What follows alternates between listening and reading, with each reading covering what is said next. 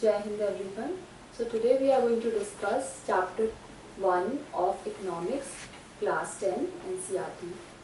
Now the chapter name is development and this word is very broad. Let's have a look at the introduction. Development means well-being and quality of life for a community by creating new opportunity in the society. Now, development is overall upliftment, overall development, overall improvement for the entire society. Now, this is very common for all. If we talk from person to person, the developmental goals may be very different. For example, what may be development for me may not be development for you, and so on. Therefore, as there are different people, or we can say different communities, or different states or even nations, the developmental goal are different for one person or one identity to the other. So the first part of the chapter starts with categorizing people and how they are different in terms of when they are setting their life goals or their developmental goals. So for a landless labor, the developmental goal may be more days of work or better wages. Local school is able to provide quality education for their children. This could also be a goal for the rural landless labor because the person is landless. The next one, there is no social discrimination and they too can become leaders in the village.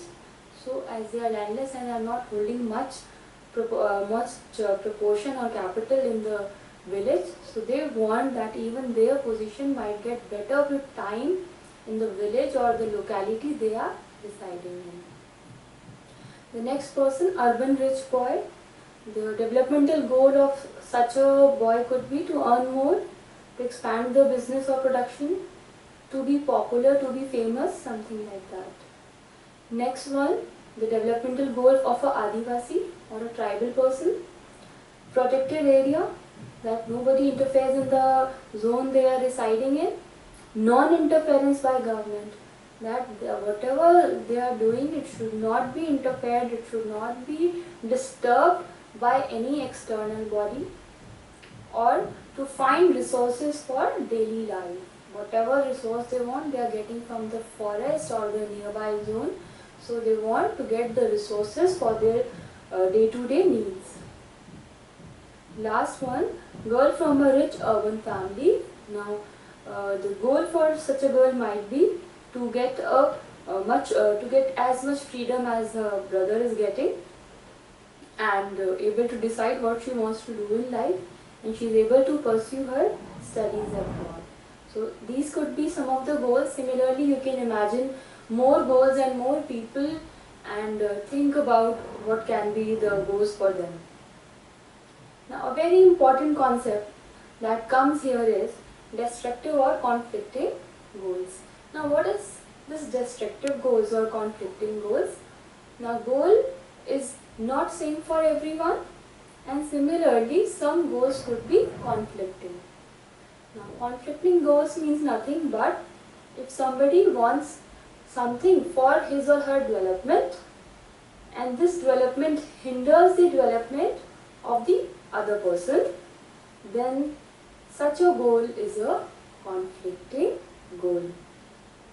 So let's start with the example. The first point, a girl expects as much freedom and opportunity as her brother, and that is, he also shares in the household work. Her brother may not like this. Now this is developmental goal for this girl, but for this boy this may not be the developmental goal, because he might not want that the sister might also get the same freedom as he is having. So this is individual or personalized view, but this is conflicting. Second example is from national point of view, from two different categories, one industrialist and the other one is people living nearby a tribal area.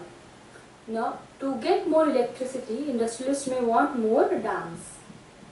The other part, but this may submerge the land and disrupt the lives of people who are displaced, such as tribals. So again, the goals are conflicting here. What a industrialists want is different from what a person who is residing where the dam would be constructed would want. Similarly, whenever there is setting up of new factories or setting up of new tracks, so many people have to give up their homes who earlier used to reside there. So here they both want development, but their goals are different. For someone it is to reside wherever they are living, whereas for the one who wants construction, it may be conflicting. It is very important that we do not start thinking that different goals or conflicting goals are the same thing. They both are different. Everybody can have different goals, but everybody will not have conflicting goals. Conflicting goal is only when two goals are crossing each other, when two goals are not actually thinking alike, when they are conflicting each other's views.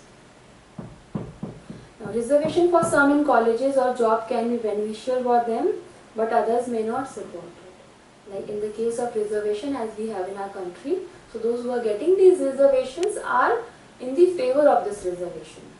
This is development for them. But those who are not getting the development, they do not want the government to continue this reservation. They may think that when would this reservation system finish in our country. But again, our point over here is to see that this is a conflicting goal. Different person can have different developmental goals. What may be development for one may not be development for the other. It may even be destructive for the other. So that is why these goals are called destructive goals or sometimes conflicting goals. Coming to the next topic from the chapter, income and other goals, common goals or the non-material goals. Now this is very, very clear that we cannot sustain without money or income. But there are other things in life which are non-material, which are not materialistic, but still we require them in our life for better life, for quality life. And these things are common to all. These things are common goals. What are they? They are equal treatment, freedom, security, and respect. Respect from each other and all these things. This is very mutual and every individual on this planet wants this. They are not talking about deserving or not deserving, but this is what everybody wants from inside, that they should be respected, they should be treated equal, there should be freedom and there should be security of life. So they are common goals or non-materialistic goals. Materialistic goal is to earn income, which is essential for life, and similarly these are also important in our life and we refer to them common goals or non-materialistic goals. Now going to the third point, money or material things that can buy with it is one factor on which our life depends, but the quality of our life also depends on non-material things. For example, first example, if you get a job in a far off place, before accepting it, you would try to consider many factors apart from income, such as facilities for your family, working atmosphere, opportunities to learn. So this is one case when the person is getting a job which is far off. So when the job is quite far off from the person's native place, so he will also consider the other factors that are coming with this job. Now another case, it could be a job may give him less pay but may offer him regular employment that enhances your sense of security.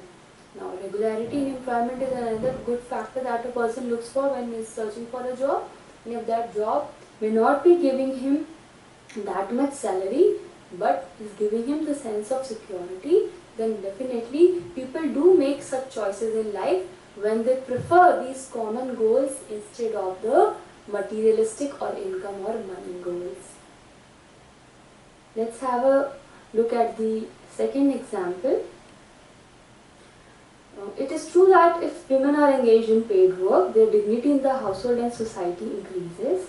However, it is also the case that there is respect for women, there would be more sharing of household work and greater acceptance of women working outside. A safe and